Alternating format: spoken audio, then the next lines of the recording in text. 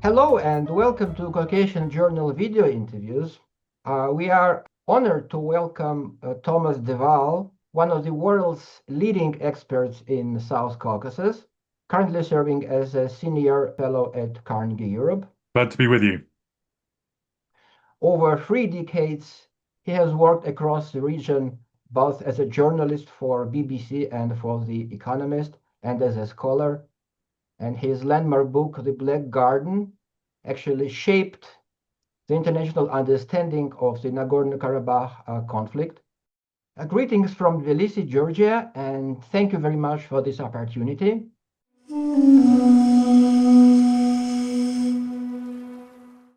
Many changes have occurred in our region. Good or bad, opinions vary. But one thing seems certain, the international attention to our region is increasing. Let me begin with a retrospective question. When you were working on The Black Garden, your book, did you ever envisage that the Karabakh conflict could be resolved through the complete removal or exodus of its Armenian community from the territory? And given this is what precisely happened, what, in your view, is now required to ensure a lasting peace under such a scenario?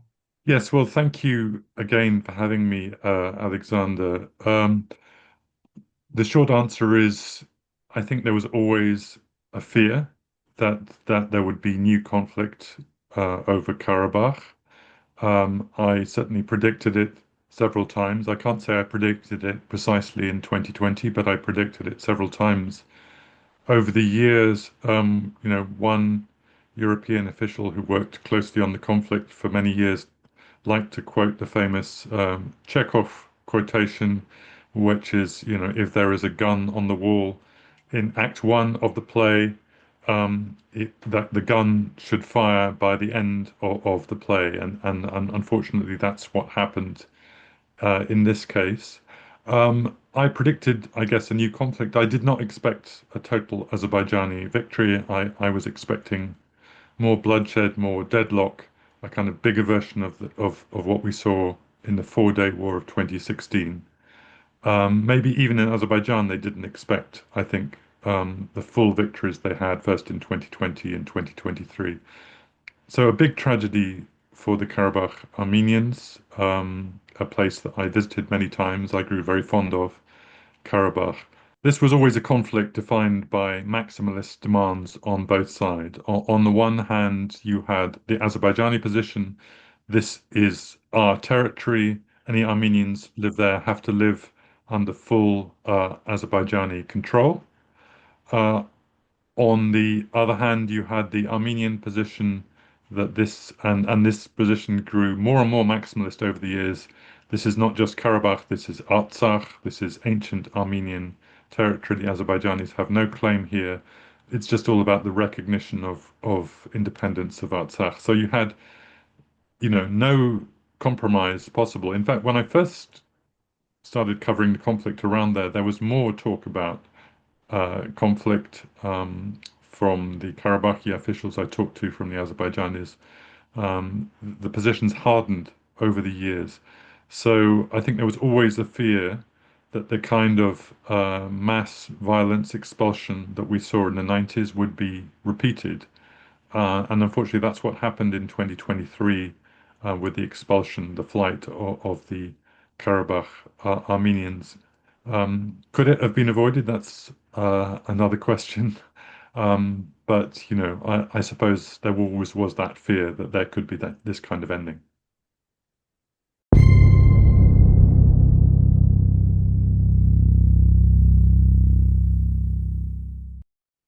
A particularly poignant obstacle to reconciliation now remains the issue of the Armenian prisoners of war and other detainees held in Baku, including former leaders of Nagorno-Karabakh.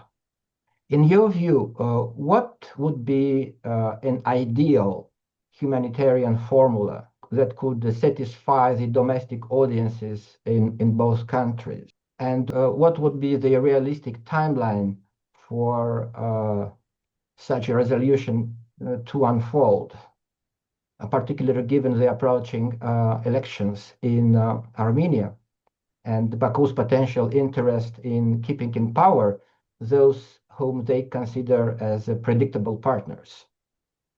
Maybe let's take a step back and look at the bigger picture here. Obviously, the end of Karabakh, the flight of the Karabakh Armenians, was a big tragedy. It was a tragedy that also made much easier normalization of relations between Armenia and Azerbaijan. This was the issue, Karabakh was the issue that had divided these two nations since 1988, and also in the early part of the 20th century, a non-agreement over the status of Karabakh. It would have been far preferable to see a compromise solution to that issue. Now that there is no Karabakh, basically, no Nagorno-Karabakh at least, it is obviously much easier to have a normalization agreement between the two countries.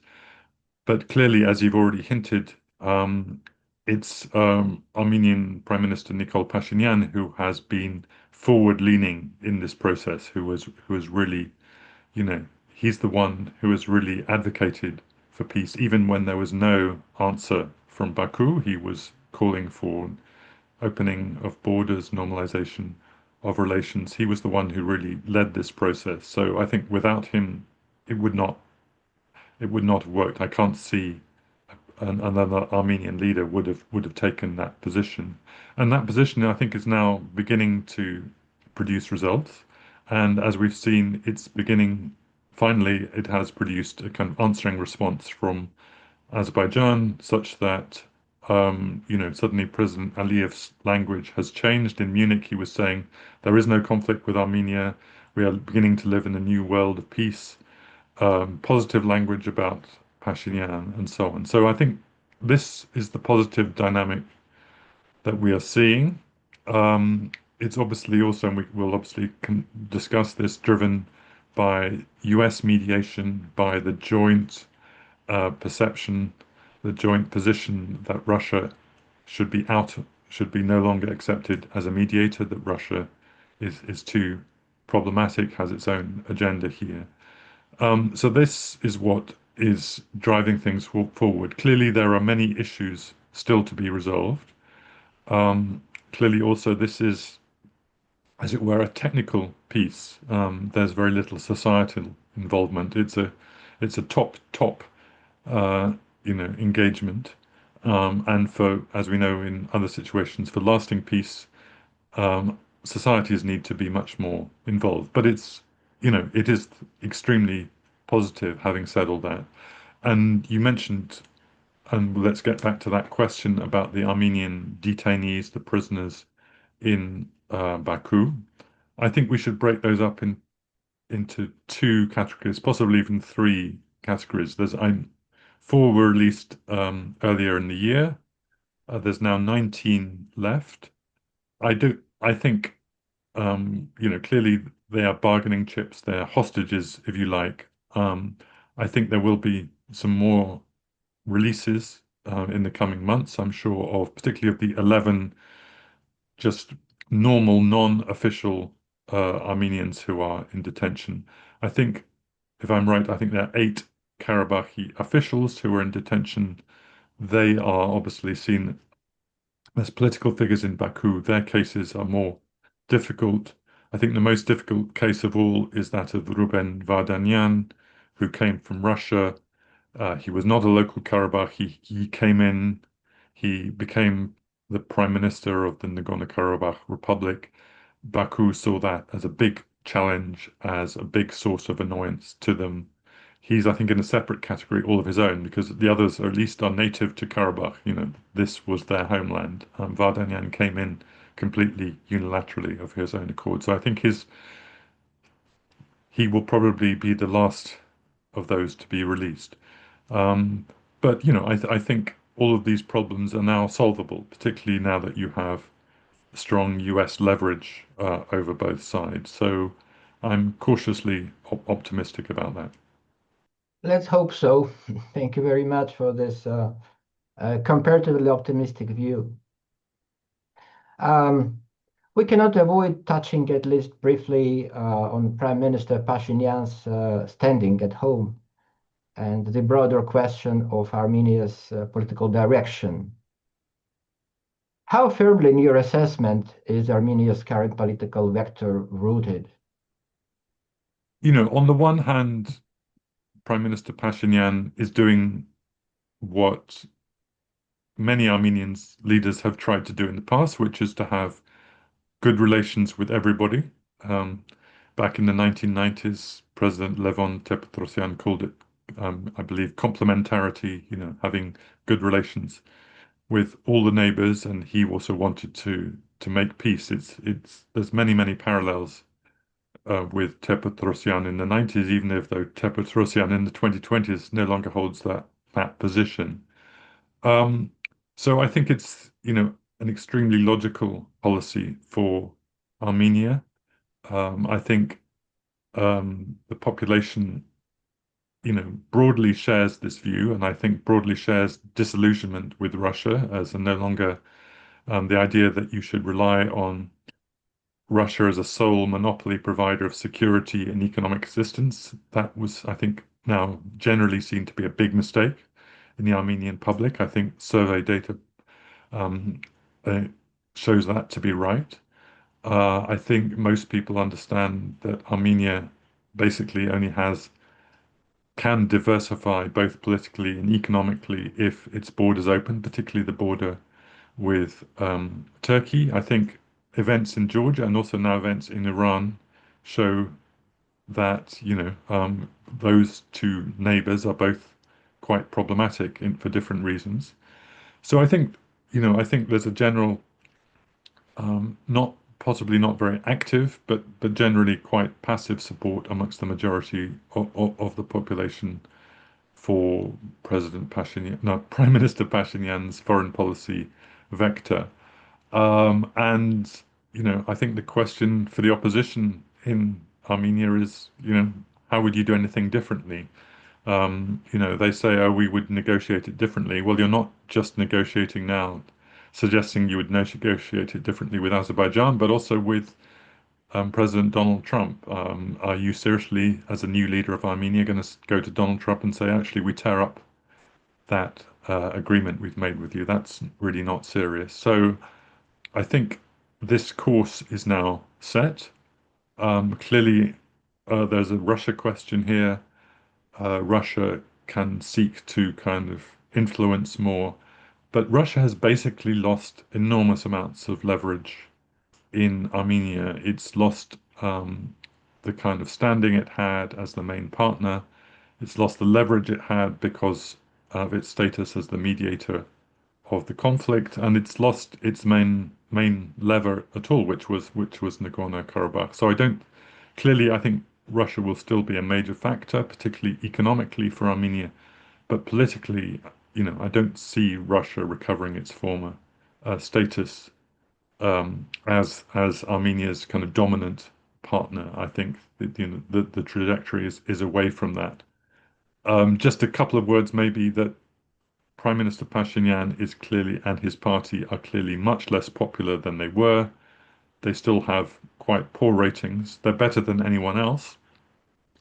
Um, I think uh, I think they will win the election probably, and that's probably due to votes outside Yerevan, where I think the voters want stability. They see economic progress, and they will vote for Pashinyan. I think he will do much less well in Yerevan, where I think the urban population is much less happy. And also, I think worried and quite justifiably worried that he's increasingly uh, less democratic when it comes to media and many other aspects of Armenian democracy. Also, the conflict with the church perhaps is a factor.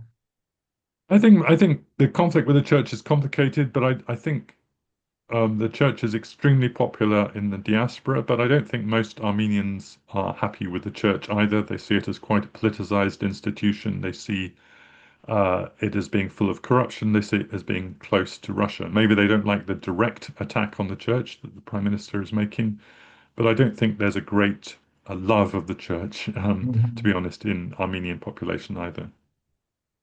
I see.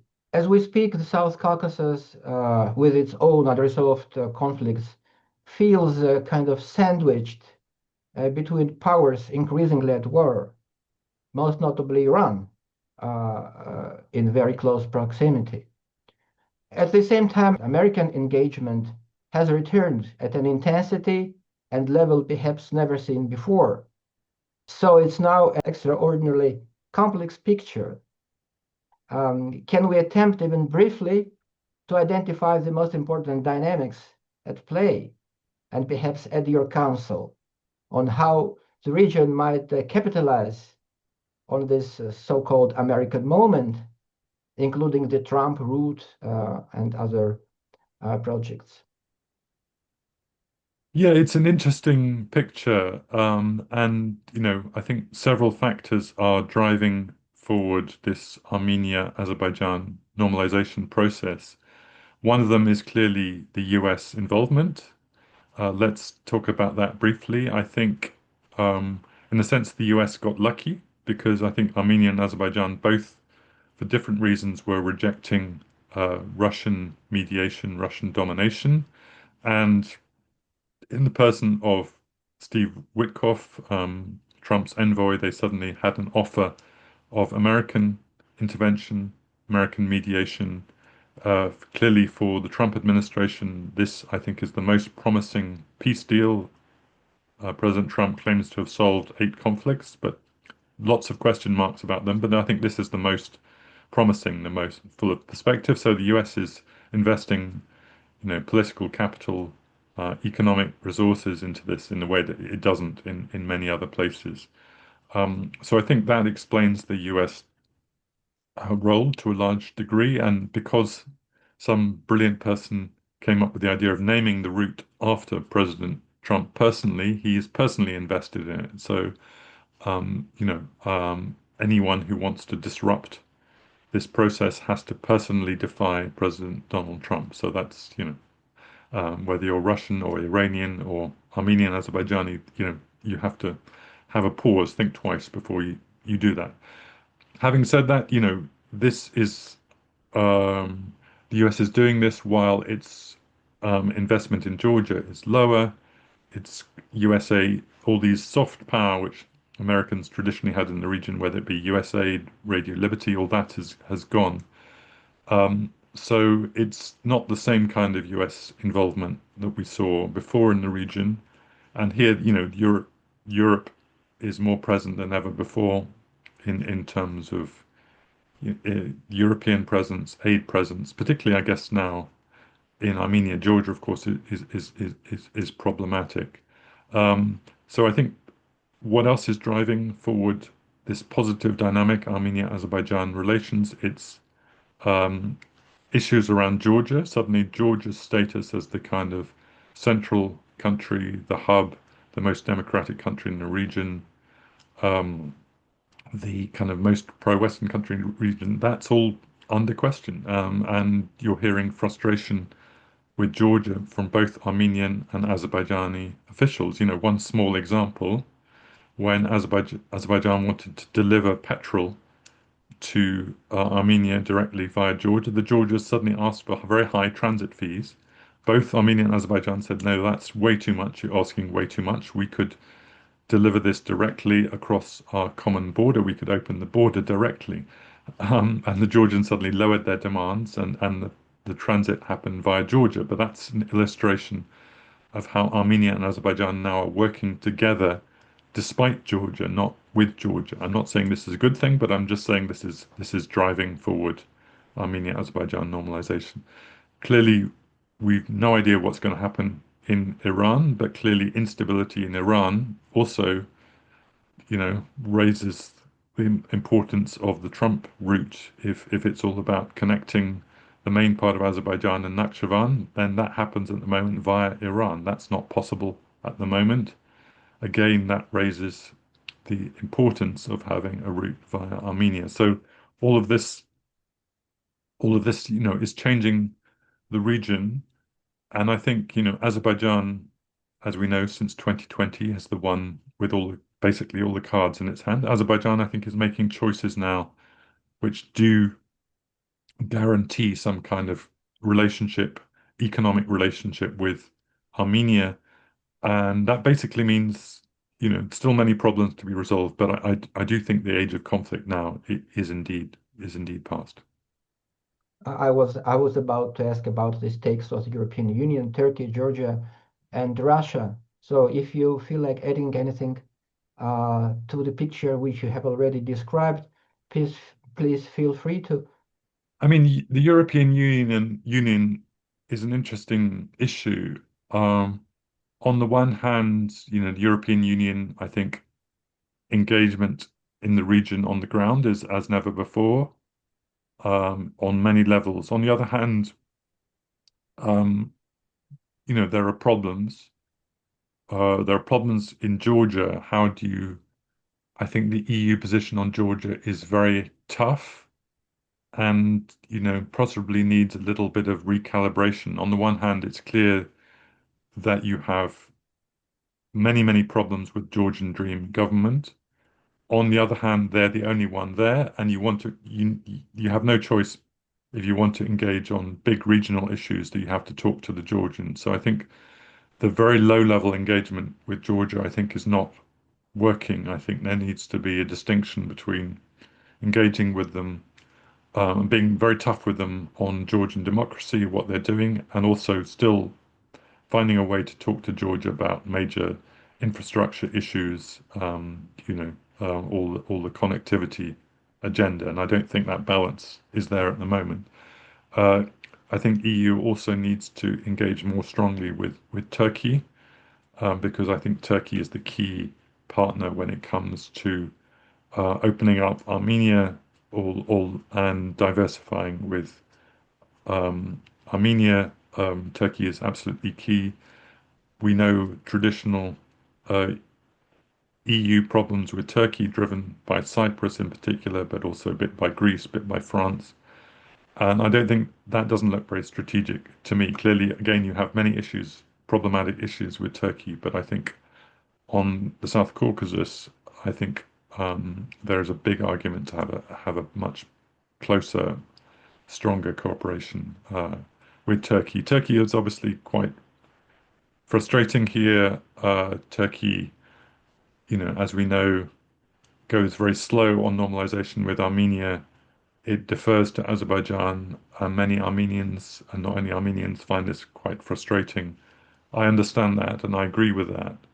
But I do think when you look at the other two neighboring regional powers, Iran and Russia, then clearly Turkey is the one that you have to work with most closely. Right. Um, and if I may end on a forward-looking note, if you were to sketch three plausible scenarios for the South Caucasus over the next 5 years, an optimistic one, a pessimistic one, and the most likely one, what would they look like? Wow, that's a big ask because we don't even know what's going to happen in the next year, let alone the next 5 years, particularly when you're looking at Iran, looking at Russia and Ukraine. I think the optimistic scenario is that the Armenia-Azerbaijan peace process moves forward, it deepens, that what starts as technical economic cooperation moves to the level of societies, that Azerbaijan opens up, if only a little, the need for economic cooperation, uh, um, you know, triggers some kind of also a bit of political liberalization in Azerbaijan. Let's be realistic, but the minimum there would be that, the borders open, that restrictions are lifted, that some of the many journalists and civil society activists in jail in Azerbaijan are free. That would be, I think, a positive scenario, and that obviously another positive scenario is that Georgia moves past the current Georgian dream, and gets to a more democratic government that I think is more in the interests of Georgia, not just this narrow clique which is currently running Georgia, and that the neighbors, you know, are not negatively interfering, whether that be Russia, Iran, and that Turkey opens up. So that's the positive scenario. I think the negative one is that everything, just the regional chaos that we're seeing, that Russia, uh, acts more like a rogue state in the region, is more disruptive. That Georgia becomes even more dysfunctional, even closer to Russia, more criminalized. That Armenia and Azerbaijan, can agree on the minimum, but not much more happens. There's always this kind of danger of dysfunctionality in the region, and the general international situation enables that dysfunctionality. I think obviously the more plausible scenario is somewhere in the middle, that we do see gradual normalization between Armenia and Azerbaijan, but it's not accompanied by a bigger, societal reconciliation. That Georgia muddles on in this very unhappy state, doesn't become a full authoritarian state, but doesn't return to democracy either. That we see meddling in the region from the neighbors. I think that's more plausible. But on the issue that I've obviously covered for I guess 30 years, one way or another, Armenia, Azerbaijan, I do have to say this is, despite the tragedy of Karabakh, this is, the stars do seem well aligned. This does seem a more positive moment, and my hope is that 2026 will see, considerable progress on that front. Thank you very much. I hope we will have the opportunity to meet again before long, and perhaps to assess how much progress has been achieved. Thank you very much. Thank you. We cover what matters. Caucasian Journal.